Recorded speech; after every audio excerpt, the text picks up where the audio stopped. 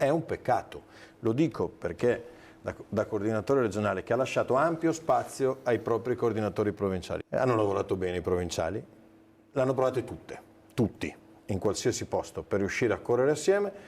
In tanti posti non è stato possibile. Io me ne è un rammarico che ho. Un rammarico, quello del numero 1 dei meloniani in Veneto, che ha il sapore di un messaggio preciso al segretario regionale della Lega, Alberto Stefani, oltre che a Forza Italia.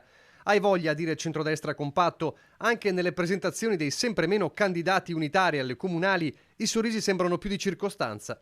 Non per colpa nostra, attacca De Carlo, commentando le parole di ieri del segretario regionale del Carroccio. Sopra i 15.000 su 23 comuni la Lega è riuscita a portare a casa 13 candidati sindaco, quindi una trattativa molto importante tenendo conto anche delle proporzioni tra i partiti politici della coalizione. Io sarei stato contento se quei 13 sindaci fossero stati sindaci anche della Lega, ma che esprimevano l'intera coalizione. In realtà invece mi pare che alla fine andremo assieme, tutti assieme, solo in 6 comuni. Non siamo stati noi che hanno strappato ovunque. Sotto la cenere covano le braci di un partito che vuole più spazio e alla fine si torna sempre a un tema solo apparentemente lontano, Palazzo Balbi 2025. Noi siamo stati il collante della coalizione anche quando eravamo percentuali molto più basse.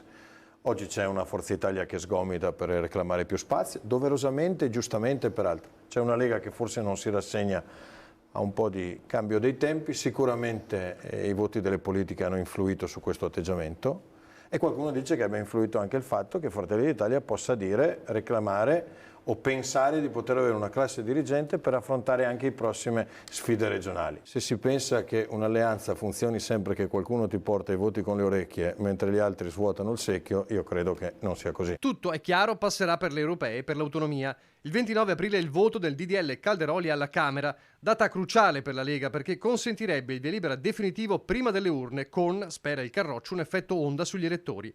Ma un emendamento del governatore calabrese di Forza Italia, Roberto Occhiuto, potrebbe far saltare il banco e rimandare tutto al Senato, quindi se ne riparlerebbe dopo le elezioni. Frenata strategica? Per gli azzurri no, solo la necessità di vigilare su eventuali storture di natura finanziaria. Ma dalla regione il capogruppo della Lega Alberto Villanova tuona. Ho il dubbio che dentro Forza Italia la componente che si oppone alla grande riforma sia già in netta maggioranza. È importante che la Lega non freni e noi andiamo avanti per la nostra strada. Penso che ci siano ancora gli spazi alla Camera per discutere, per fare proposte e dopodiché la Camera dovrà esprimersi. Per Fratelli d'Italia invece sono timori che nascondono altro. Oggi se ci sono passaggi parlamentari chiari lo si deve al governo Meloni. Non rendersene conto, avere paura di Meloni sotto il profilo dell'autonomia è la stessa paura che si può avere sotto il profilo di chi farà il governatore.